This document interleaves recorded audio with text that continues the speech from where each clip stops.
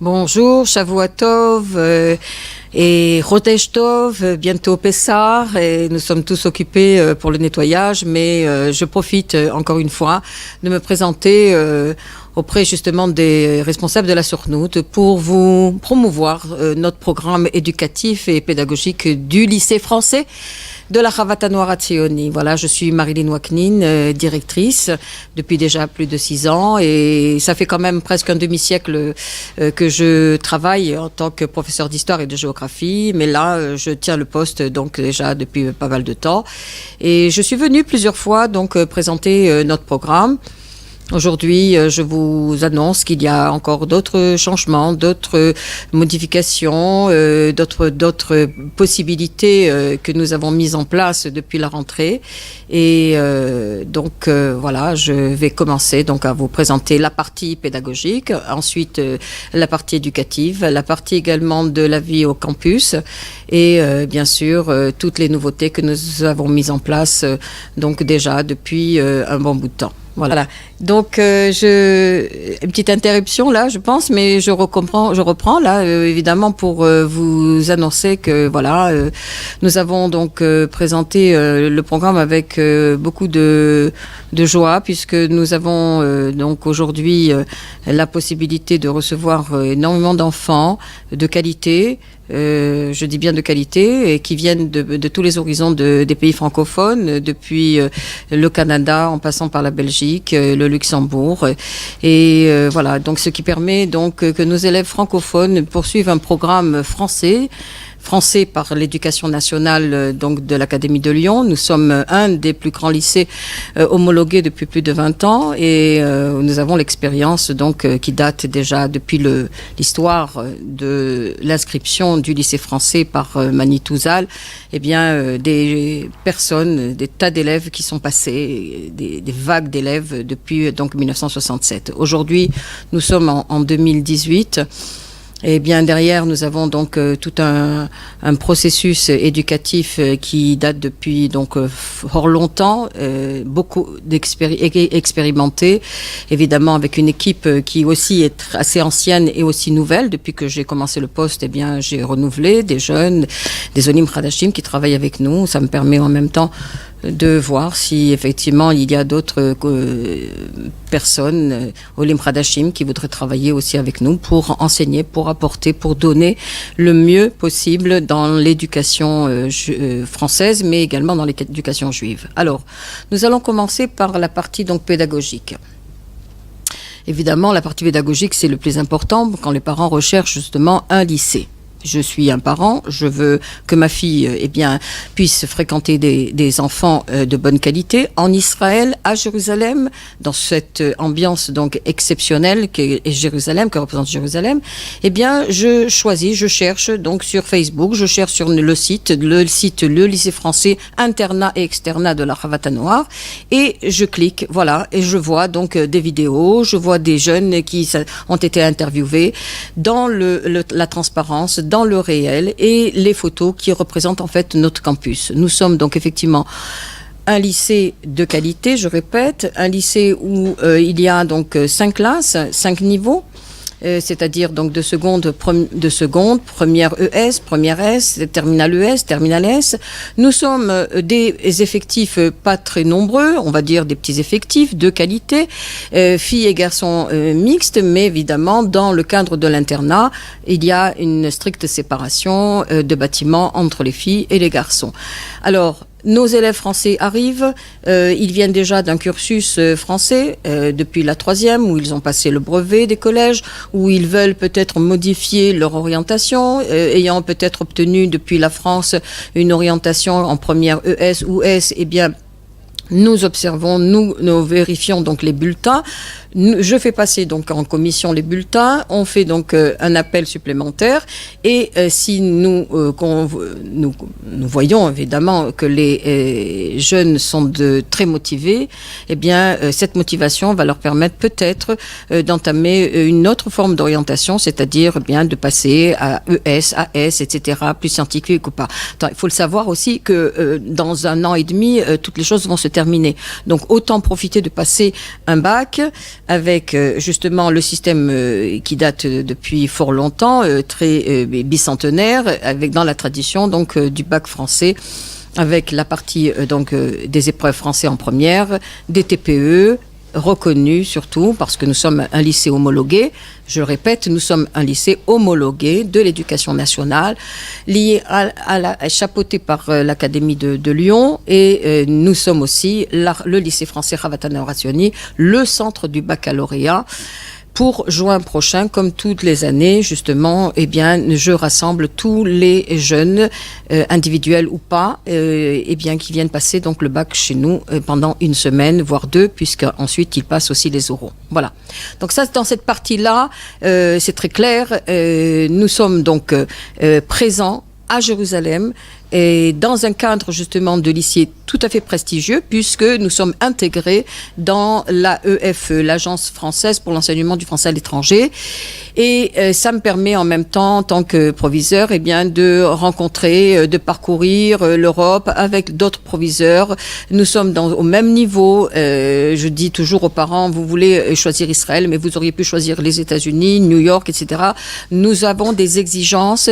Nous avons également donc nous sommes confrontés aussi à certaines exigences du ministère, c'est-à-dire que je suis en devoir d'envoyer mes professeurs faire des stages de formation, puisque nous ne sommes pas dans la métropole.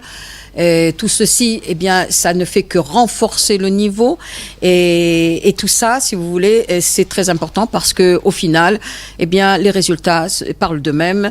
Nous avons l'année dernière, en juin dernier, obtenu 95% de réussite au baccalauréat.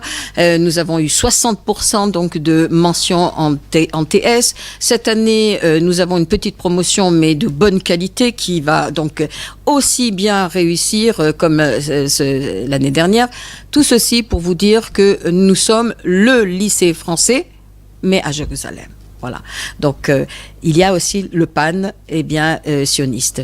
Ravatano Arationi, Ationi, c'est Sion. C'est bien sûr sur la colline de Sion, sur la colline de Jérusalem, qu'a été donc placé ce lycée, dans ce campus, ce merveilleux campus de la Rava, un village de la jeunesse sioniste, c'est comme ça qu'on le traduit, hein, qui date depuis 1949. Au départ, je répète, au niveau historique, eh bien, il avait été conçu pour les enfants issus de parents orphelins, sortis de la Shoah. C'était un centre justement d'adaptation, de réinsertion, pour donner eh bien, une formation de qualité agricole à tous ces jeunes. Et puis ensuite est devenu l'Aliyat HaNoar, l'Aliyah pour les jeunes. Donc nous sommes aussi un lycée d'Aliyat HaNoar, et évidemment nos jeunes eh bien, ont cette motivation de découvrir Israël, de découvrir Jérusalem, de découvrir ce pan justement à la fois culturel, ce pan également donc cosmopolite, puisque à la Rava, il n'y a pas simplement notre lycée, ce beau bâtiment de 3 étages, avec évidemment les salles d'informatique. Nous avons 5 salles d'informatique, nous avons 2 laboratoires, un de physique, un de chimie, tout ça conformément justement au système français, mais en même temps, nous le partageons avec des enfants, des jeunes qui sont à la fois israéliens, d'origine également d'Europe centrale et orientale. Et nous avons également des jeunes qui viennent également expérimenter une vie sioniste dans le campus, et ils sont américains, ils peuvent être aussi italiens. Nous côtoyons également dans ce super campus qui est une véritable ville, n'est-ce pas, donc au cœur de Palmar, de la ville de Palmar, de Moshava Germani, derrière, si vous connaissez le lieu de Jérusalem, vraiment c'est le côté le plus prestigieux eh bien, de la ville de Jérusalem. Et là, évidemment, il y a toute cette histoire, mais en même temps, eh bien, toutes ces activités. Alors, je répète aussi que dans ce campus, il y a aussi une école d'autistes, et nos élèves français, qui souvent, eh bien, sont confrontés justement à une vie très très rigide. Je vais à l'école, je vais au lycée, je rentre au métro, je rentre à la maison. Je ne fréquente pas souvent des mouvements de jeunesse, je ne sais pas trop ce qui se passe dans le milieu juif, etc. Eh bien, à la Chava, eh bien, il y a toutes ces activités qui sont représentatives. D'un côté, il y a donc des activités sportives. Là, nous avons des structures, des infrastructures énormes, justement, qui sont proposées à nos élèves, à tous nos élèves, quels qu'ils soient. La piscine olympique, cette piscine olympique que les jeunes peuvent auquel les jeunes peuvent bénéficier gratuitement. Et nous avons également une salle de sport, de musculation. Nous avons un super grand gymnase qui est d'ailleurs chauffé en hiver et refroidi en été. Nous avons également donc 2 terrains de tennis. Nous avons également des activités comme l'escrime, comme également donc la boxe. Tout ceci en ce qui concerne les structures sportives. Nous avons également ce qu'on appelle un regroupement donc de jeunes footballeurs, des jeunes donc amateurs, mais en même temps qui sont propulsés vers les responsables donc de Beitar Yerushalayim, etc. Donc pour tous ces jeunes qui voudraient continuer un sport qu'ils ont entamé en France ou ailleurs, eh bien ils peuvent le continuer. Nous pouvons donner des heures justement précises à cela. Et ça, j'en parlerai tout à l'heure, le pan justement du temps horaire que je donne aussi bien aux professeurs qu'aux élèves. Eh bien, tout ceci n'est rien par rapport à tout ce qui est aussi encore proposé sur le point de vue artistique. Nous avons donc une salle des spectacles avec des planches pour faire du théâtre. Nous avons un conservatoire de musique. Et ne sais-je combien de choses qui font que toutes ces activités sont proposées aux jeunes à partir justement de la fin des cours. On oblige les moniteurs qui sont francophones et israéliens, presque obligent les jeunes à choisir 2 activités en fin d'après-midi par semaine, justement pour s'épanouir, pour découvrir les autres et pour participer pleinement à cette vie du campus, cette vie justement qui est je dois dire un rêve, un véritable rêve. Comme moi, si j'avais été jeune et si j'avais pu venir et si j'avais connu justement cette Chavat Hanor Hatzioni, franchement, je serais venue. Mais j'ai envoyé ma sœur dans les années 80, voilà, et c'est comme ça, en travaillant à la Sornout à l'époque, eh bien, j'ai connu et préparant mon alia, j'ai connu qu'il y avait donc déjà ce lycée qui était déjà performant. Alors, pour parler justement de notre établissement, comment ça fonctionne? Et pour rassurer bien sûr les parents. Alors nous avons donc, nous suivons les obligations du ministère, c'est-à-dire que nous avons obligatoirement donc 36 semaines d'enseignement, avec bien sûr calqué sur un calendrier juif, avec les fêtes juives, ce qui fait que les cours, et même peut-être plus je dois dire, parce que les cours commencent à 8h le matin, se terminent à 3h30 tous les jours, de dimanche à jeudi. Le vendredi, personne de travail, c'est le jour où les activités, où 2 fois par mois les enfants donc sont donc à l'internat. Ils passent donc une vie en internat, ils mangent, ils passent le Shabbat. Le Shabbat est organisé avec un kiddush le vendredi soir, avec une tfila le samedi matin.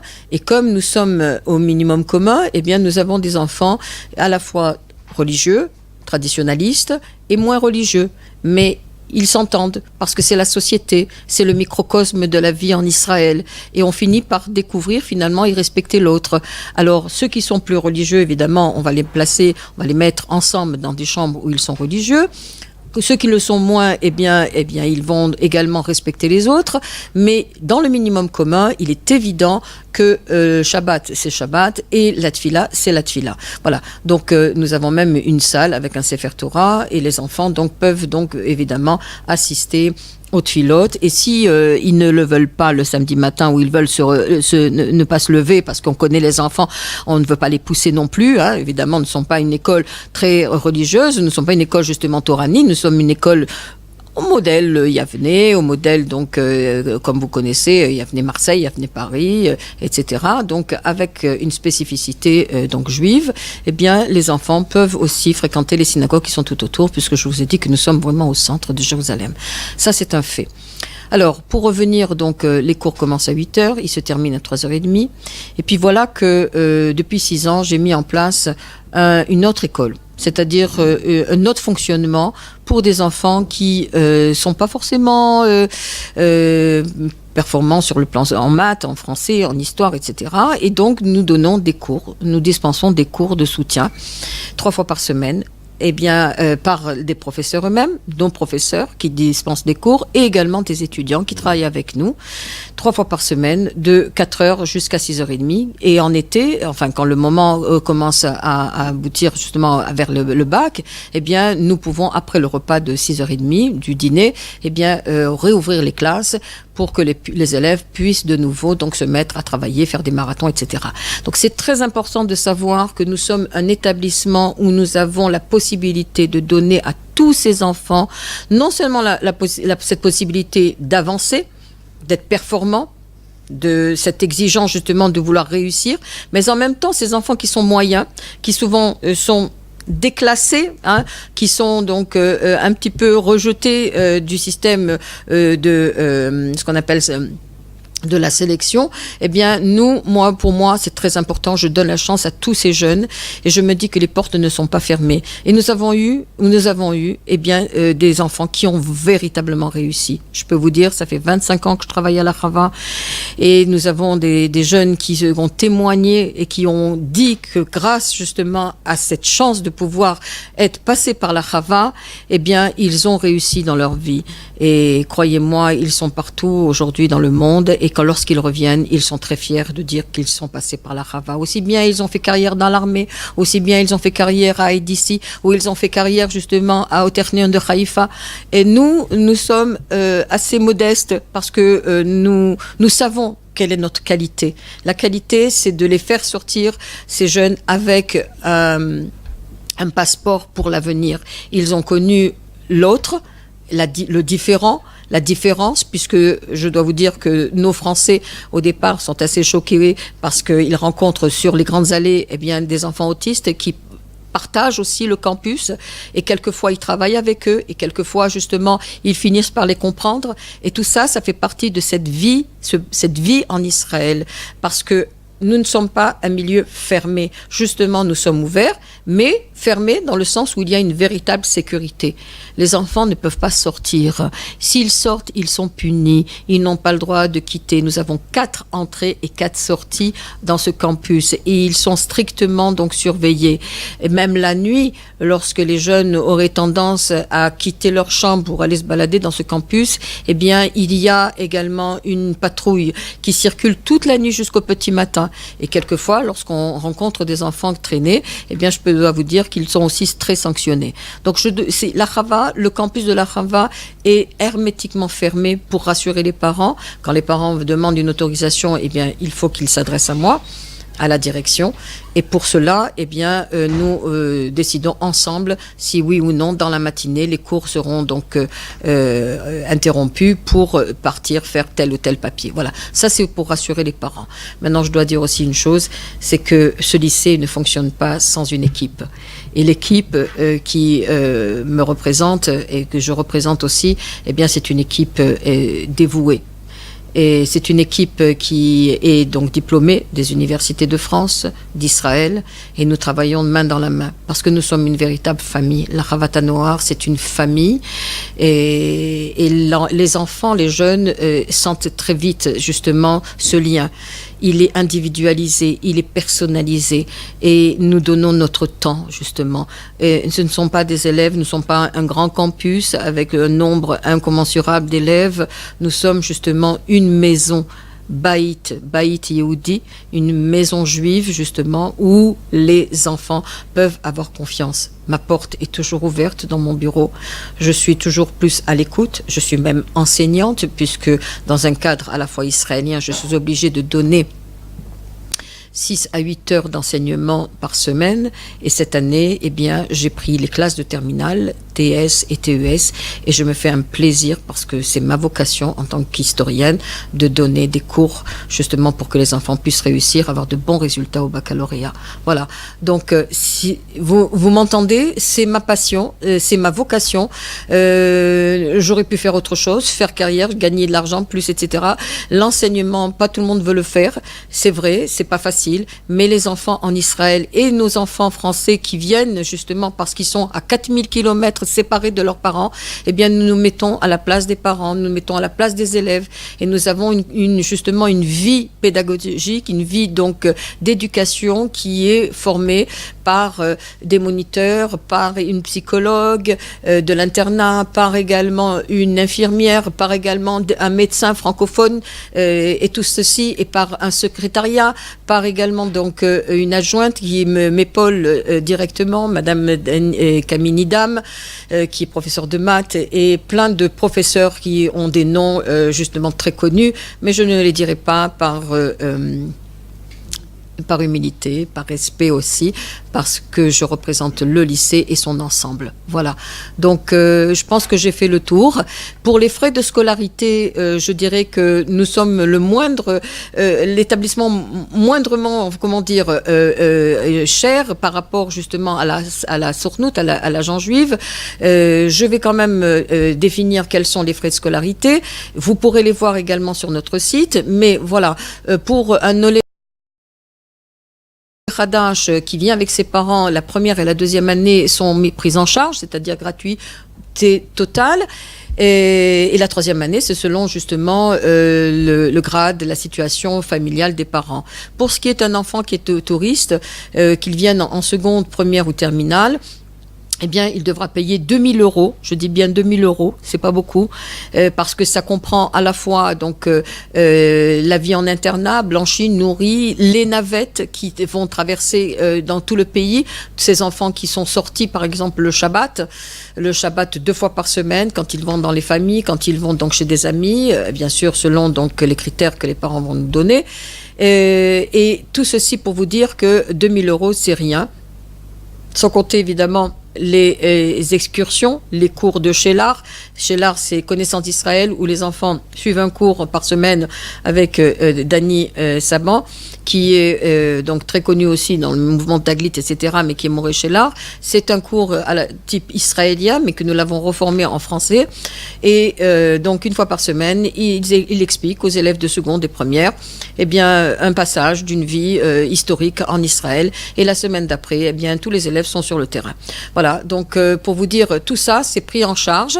Évidemment, nous demandons à tous ces enfants de toutes les catégories, eh bien, en plus, 486 €. Donc, en tout, la scolarité est de l'ordre de 2000, on va dire, on va arrondir à 2500 € pour toute l'année, avec les livres qui sont donnés, avec les cours de soutien qui sont donnés tout au long de l'année, que nous mettons en place donc tout de suite après les fêtes donc de Sukkot, et les excursions annuelles, les excursions également de Massa Israéli, tout ce qui concerne la vie juive, les cours donc d'histoire juive, les cours de Yahadout, les cours de Torah, les cours de pensée juive, les cours également donc de Roar Yehudit, et c'est aussi un cours qui est donc dispensé en français. Donc ce riche programme, eh bien, fait que nos élèves, lorsqu'ils sortent, alors c'est vrai, au début, ils sont un peu difficiles parce que la nourriture, c'est pas la même qu'à la maison, parce que le rythme, c'est pas le même, parce que souvent, ils sont enrhumés, ils ont besoin d'antibiotiques, mais ici, on n'en donne pas, et parce que la secrétaire, au lieu d'en donner des antibiotiques, eh ben, elle va donner à l'élève un verre de thé, puis l'élève va retourner en classe. Tout ceci, eh bien, ça fait partie de la vie en Israël. Et lorsqu'ils sortent de là, eh ben, je peux vous dire qu'ils reviennent soit habillés en soldat, soit habillés en étudiant, soit habillés en papa, maman, avec leurs poussettes et les enfants, mais sachez qu'ils reviennent avec une valise remplie de valeurs juives. Voilà, de valeurs juives, de valeurs justement humaines, universelles, et également donc de valeurs sionistes, parce que c'est très important aussi pour nous. Je crois que j'ai fait le tour. Et j'ai oublié quand même quelque chose, c'est que nous avons mis en place quelque chose qui est exceptionnel, c'est que pour les classes de seconde, eh bien, c'est mon projet pédagogique, mon projet d'établissement, c'est d'avoir donné cette année 17 heures d'hébreu aux enfants de seconde. C'est-à-dire que donnant bien sûr le programme français de l'éducation nationale, du bulletin officiel, plus 17 heures d'hébreu par semaine. Ah, voilà. Et les enfants donc suivent les cours en même temps que les enfants Olim Hadashim qui sont donc choisis par le programme de Naale. Voilà. Donc ça c'est aussi quelque chose de très performant.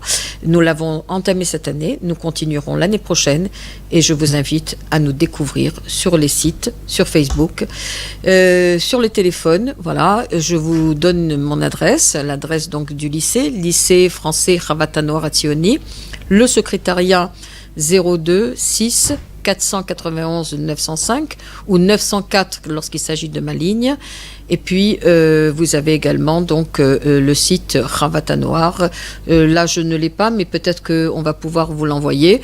En tout cas, je vous souhaite Pessar Kacher Vesamear et que l'on soit tous en pleine délivrance, que vous soyez protégés depuis la France ou d'ailleurs, mais nous vous invitons en Israël, notre beau pays, notre pays si cher, qui représente toute une histoire. Et puis surtout, je vous invite à participer aux 70 ans de l'anniversaire de l'État d'Israël, puisque nous avons aussi nos commémorations à la Chavat HaNoar Hatzioni.